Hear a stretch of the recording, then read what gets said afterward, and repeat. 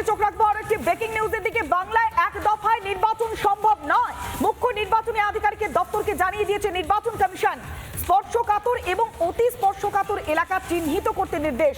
স্পর্শকাতর এবং অতি স্পর্শকাতর এলাকা চিহ্নিত হওয়ার পরেই কত দফায় নির্বাচন হবে বাংলায় সেই বিষয়ে সিদ্ধান্ত নেওয়া হবে।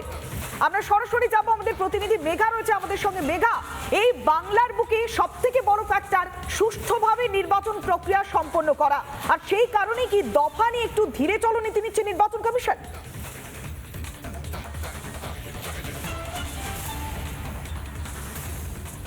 একেবারেই কত দফায় ভোট হবে সেটা নিয়ে এখনো পর্যন্ত কিন্তু নির্বাচন কমিশন বৈঠক করছে। তার কারণ প্রথমে সিদ্ধান্ত নেওয়া হয়েছিল যে যদি সম্ভব হয় এক দফায় ভোট সম্পন্ন করা, কারণ তুমি জানো এসআইআর প্রক্রিয়া ইতিমধ্যেই চলছে এবং কোথাও গিয়ে ফাইনাল লিস্ট বের করতে এখনো পর্যন্ত কিন্তু সময় লাগবে। সেই কথা মাথায় রেখেই যাতে দফা কমানো যায় সেই চিন্তা ভাবনা করেছিল ইলেকশন কমিশন। কিন্তু এই মুহূর্তে যেটা অত্যন্ত গুরুত্বপূর্ণ, নির্বাচন কমিশন মনে করছে পশ্চিমবাংলায় ভোট হওয়া কিন্তু কোথাও গিয়ে একটা চিন্তার বিষয়। সেক্ষেত্রে যেগুলো স্পর্শকাতর এলাকা রয়েছে, মূলত উত্তরবঙ্গ এবং দক্ষিণবঙ্গের যে জেলাগুলি রয়েছে সেই জেলাগুলিতে চিহ্নিত করতে হবে কোন কোন এলাকা স্পর্শকাতর রয়েছে। দেখো, যদি আমরা অতীতের কথা মাথায় রাখি তাহলে উত্তরবঙ্গের শীতলকুচি থেকে শুরু হোক বা দক্ষিণবঙ্গের ভাঙড় সহ অন্যান্য যে জেলাগুলি রয়েছে মুর্শিদাবাদ থেকে শুরু করে বীরভূম, বিভিন্ন জেলায় কিন্তু আমরা অশান্তির ছবি সামনে দেখেছি। যাতে কোনো রকম ভাবে অশান্তি না হয়, সুষ্ঠু স্বাভাবিকভাবে নির্বাচন করা সম্ভব হয়, সেই কথা মাথায় রেখে ইতিমধ্যে জানানো হয়েছে যে 3 দফা বা সর্বোচ্চ যদি খুব বেশি হয় তাহলে 4 দফায় ভোট সম্পন্ন করতে হবে।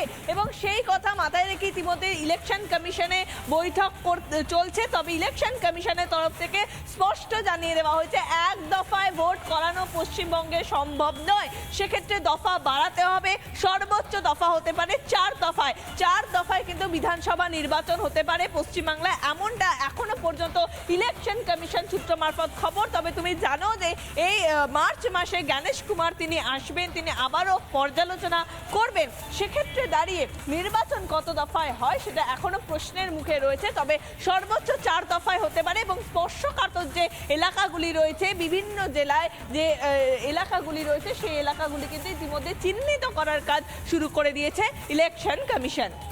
বেশ, অনেক ধন্যবাদ। সরাসরি ছিলেন আমাদের প্রতিনিধি মেঘা। এখন নির্বাচন কমিশনের কাছে সুষ্ঠুভাবে নির্বাচন করাটাই সব থেকে বড় চ্যালেঞ্জ।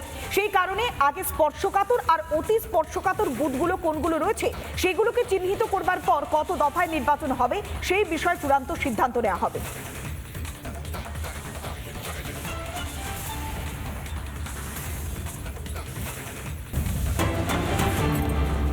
কলকাতা আসছেন মুখ্য নির্বাচন কমিশনার, মার্চ মাসেই কলকাতা আসছেন গণেশ কুমার। মার্চ মাসেই বাংলায় ভোট ঘোষণার সম্ভাবনা রয়েছে। কলকাতায় আসছেন মুখ্য নির্বাচন কমিশনার, মার্চ মাসেই কলকাতা আসছেন গণেশ কুমার। মার্চ মাসেই বাংলায় ভোট ঘোষণার সম্ভাবনা রয়েছে।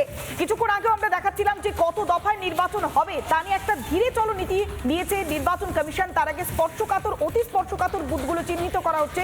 তবে এর মাঝেই কলকাতায় আসছেন মুখ্য নির্বাচন কমিশনার। এই বিষয়ে রাজ্য বিজেপির সভাপতি শ্রমিক ভট্টাচার্য তিনি কি বলছেন শুনুন।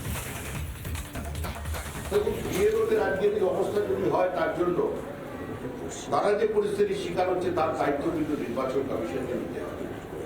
নির্বাচন কমিশন দিল্লিতে গ্যারেজ কুমার বসে থাকবেন, উনি জ্ঞান গর্ভে স্টেটমেন্ট দেবেন, আর পশ্চিমবঙ্গের স্থিতি অন্যরকম হবে, এটা হতে পারে না। নির্বাচন কমিশনকে আসতে হবে, এখানে গণেশ কুমারকে আসতে হবে, কি অবস্থায় বিএলওরা আছে তাকে দেখতে হবে, কিভাবে প্রক্রিয়া চলছে সেটাকে বুঝতে হবে।